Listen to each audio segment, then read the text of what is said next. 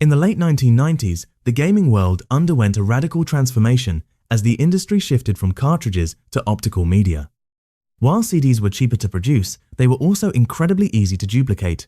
This birthed the golden age of mod chips. For consoles like the PlayStation 1 and Sega Saturn, hackers developed small integrated circuits that, when soldered onto the motherboard, could trick the system's optical drive controller. By injecting a fake authentication signal, these chips bypassed the hardware-level security checks that verified whether a disc was a genuine retail copy. The mod chip culture was a double-edged sword. On one hand, it unlocked the import scene, allowing Western players to experience legendary Japanese titles that would never see a local release. On the other hand, it turned every local PC with a CD burner into a potential piracy hub. Sony and Sega viewed these tiny chips as an existential threat to their business model, which relied on razor and blade economics, selling hardware at a loss and recouping profits through software licensing fees. This era established the blueprint for the legal battles to come, as manufacturers realized that physical hardware security was only as strong as the solder points on the board. Long before Nintendo became known for its aggressive DMCA takedowns, they were embroiled in a landmark legal battle over cheating. In the early 90s, Louis Galoob Toys released the Game Genie, a pass-through device that allowed players to modify hex codes in NES games to gain infinite lives or skip levels. Nintendo was furious, claiming the device created derivative works that infringed on their copyrights and damaged the integrity of their characters. They famously sued Galoob, hoping to set a precedent that they held total authority over how a player interacted with their software. In a rare defeat for the House of Mario, the courts ruled in favor of Galoob. The judge determined that the Game Genie didn't create a permanent copy of the game and that enhancing a game's playability was fair use. However, this loss didn't soften Nintendo, it radicalized them. The Game Genie era taught Nintendo that they needed to bake security deeper into the silicon and use more aggressive licensing agreements to prevent third parties from interfering with their products.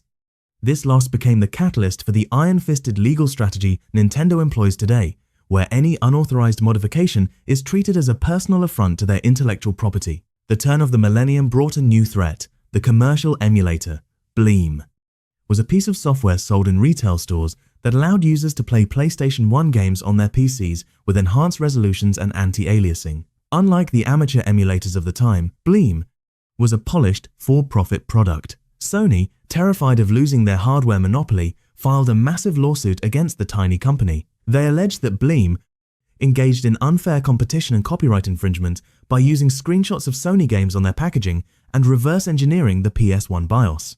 While Bleem actually won most of the legal arguments in court, establishing that emulation itself is legal, the victory was Pyrrhic. Sony's legal strategy was litigation by exhaustion. By filing constant motions and dragging the case out, they forced the small startup to spend millions in legal fees. 2 days before the case was set to go to trial, Bleem went out of business, unable to afford their own defense. This sent a chilling message to the industry. It didn't matter if your mod or emulator was legally fair use if you didn't have the bankroll to survive a decade-long war of attrition against a multinational tech giant. When Microsoft entered the console race with the Xbox, they brought PC-like architecture to the living room.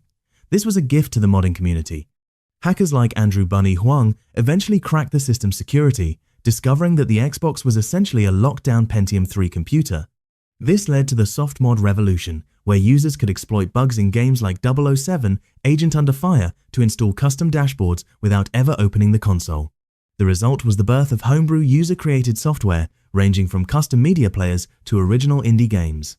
The most significant achievement of this era was XBMC, Xbox Media Center, which transformed the console into a powerhouse media hub. While Microsoft initially ignored the hobbyists, the realization that users were buying consoles to run non-Microsoft software and Linux sparked a defensive shift. Microsoft began hardware revisions to patch vulnerabilities and introduced Xbox Live, a service that could detect and permanently ban modified consoles from the internet. This era marked the transition from hardware hacking to ecosystem policing, where the threat wasn't just a lawsuit, but the total loss of a console's online functionality. The PlayStation 3 was marketed with the slogan, "It does everything," including a feature called Other OS that allowed users to install Linux. When Sony removed this feature in a 2010 update citing security concerns, the hacking community took it as a declaration of war.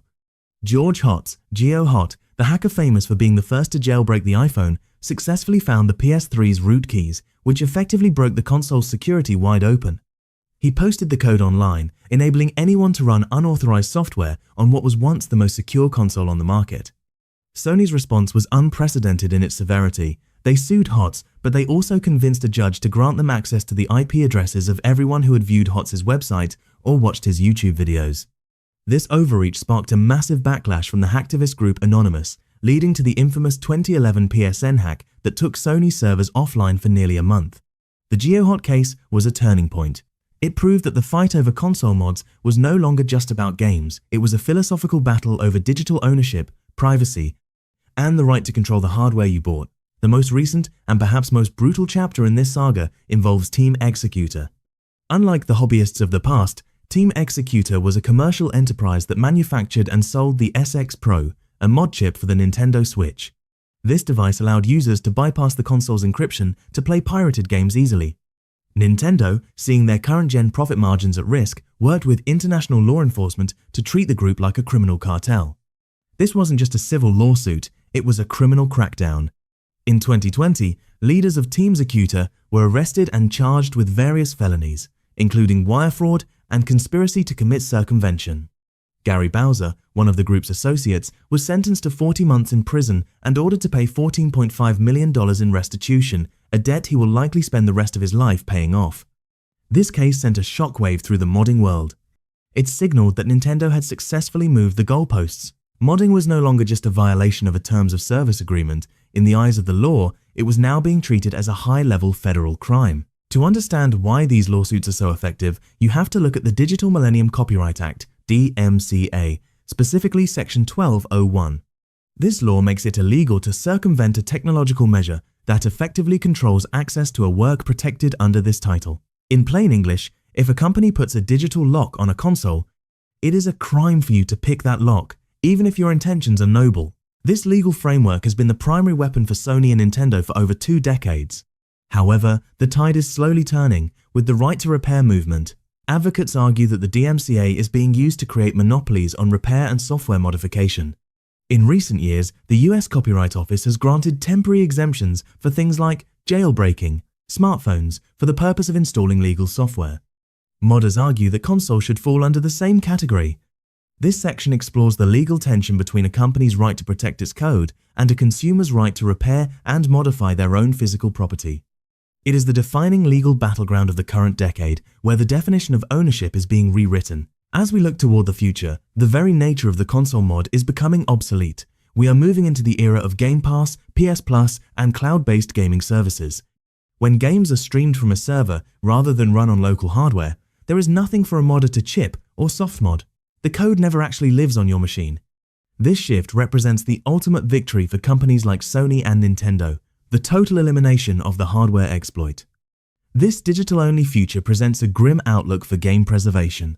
Without the ability to mod or bypass DRM, thousands of games could be lost forever once a company decides to shut down its servers. While the legal wars against modders might end because there is nothing left to hack, the loss of user freedom is significant. This final section discusses how the industry is trading ownership for access.